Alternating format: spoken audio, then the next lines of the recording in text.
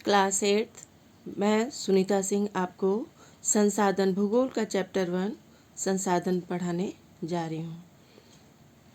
पहले हम ये समझते संसाधन है क्या। संसाधन का मतलब होता है हमारे पर्यावरण में जो समस्त प्रत्येक वस्तु जो हमारी आवश्यकता या हमारी ज़रूरतों को पूरा करने के लिए प्रयोग की जा सकती है, वह एक संसाधन है। मानव स्वयं संसाधनों का एक महत्वपूर्ण हिस्सा है जो पदार्थों को संसाधनों में परिवर्तित करता है। दूसरे शब्दों में हम ये भी कह सकते हैं कि संसाधन होते नहीं बल्कि प्रकृति में उपहार स्वरूप उपलब्ध विभिन्न वस्तुओं को मनुष्य अपने ज्ञान और तकनीकी के प्रयोग से उसे अपने लिए उपयोगी बनाता है। कुछ संसाधनों का आर्थिक मूल्य होता है जबकि कुछ संसाधनों का आर्थिक मूल्य नहीं होता, जैसे धातुओं, रसायनों, फसलों, वस्तुओं आदि का आर्थिक मूल्य होता है। परंतु पर्वतीय भाग या मरुस्थलीय क्षेत्र के सुंदर दृश्य केवल मनोरंजन करते हैं, इनका आर्थिक मूल्य नहीं होता, किंतु ये सभी संसाधन हैं। संसाधन के कई प्रकार हैं जिन्हें हम संसाधन के स्रोत के नाम से भी जानते हैं, जैसे जैव संसाधन, अजैव संसाधन। तो इस प्रकार संसाधन 3 भागों में बटा होता है: प्राकृतिक संसाधन, मानव निर्मित संसाधन और मानव संसाधन। प्राकृतिक संसाधन क्या है? जल, सूर्य का प्रकाश, खनिज पदार्थ, वन, मिट्टी इत्यादि। मानव निर्मित संसाधन क्या है? घर, सड़क व पुल, विद्यालय, अस्पताल, मशीनें, बांध, कारखाने इत्यादि। प्राकृतिक संसाधन ऐसे संसाधन होते हैं जो प्रकृति से मानव को उपहार स्वरूप में मिले हैं और जिन्हें मनुष्य बिना किसी संशोधन के ही उपयोग करता है, उसे प्राकृतिक संसाधन कहलाते हैं। इन्हें पर्यावरण से सरलता से प्राप्त किया जा सकता है। प्राकृतिक संसाधनों को मानव को सामान्यतः नवीकरणीय और अनवीकरणीय संसाधनों के रूप में वर्गीकृत किया जा सकता है। नवीकरणीय संसाधन क्या है? जिन्हें पुनः उत्पन्न कर प्राप्त किया जा सकता है, ये नवीकरणीय संसाधन कहलाते हैं। जैसे सौर ऊर्जा, सौर पवन, ज्वारी ऊर्जा या जल ऊर्जा, सूर्य प्रकाश, वायु, ये सब कभी न समाप्त होने वाले संसाधन हैं। तो इन्हें अक्षयशील संसाधन कहते हैं या नवीकरणीय संसाधन कहते हैं। अनवीकरणीय संसाधन किसे कहते हैं? जिन्हें एक बार प्रयोग करने के पश्चात पुनः प्राप्त नहीं किया जा सकता है, वह अनवीकरणीय संसाधन कहलाते हैं।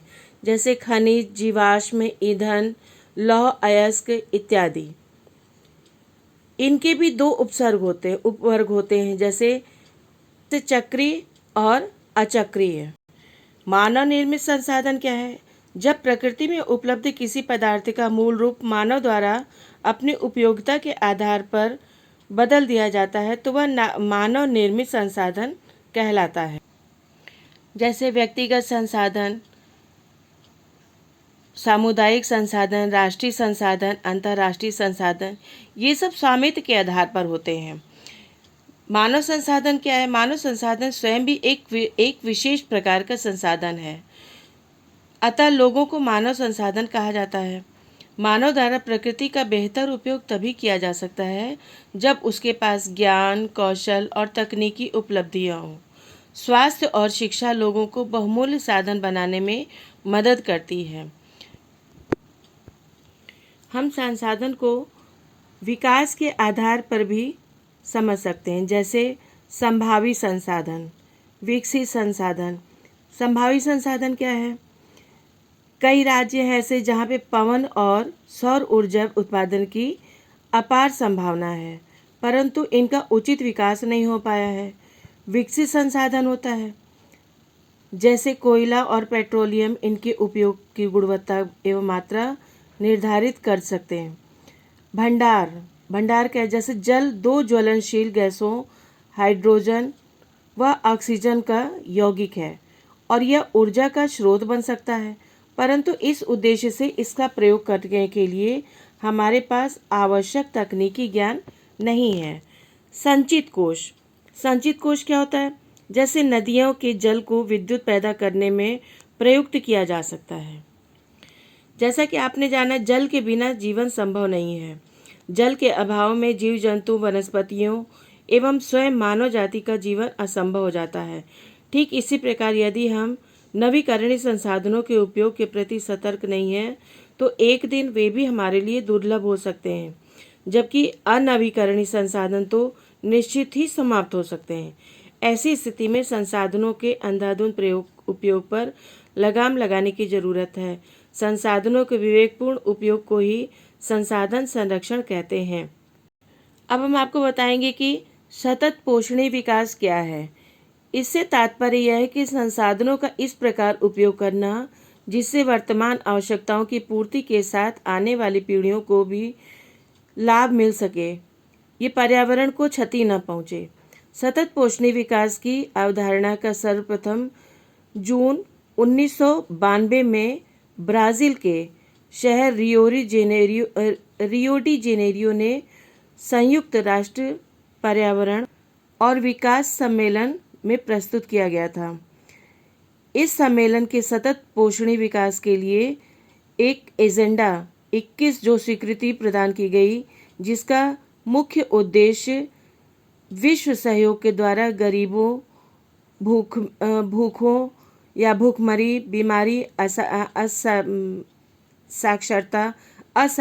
साक्षरता जिसमें लोग पढ़े लिखे नहीं होते हैं, कम पढ़े लिखे होते हैं, और पर्यावरण की क्षति को कम कर सके। तो ऐसे विकास को सतत पोषणीय विकास कहा जाता है। सतत पोषणीय के क्षेत्र क्या है?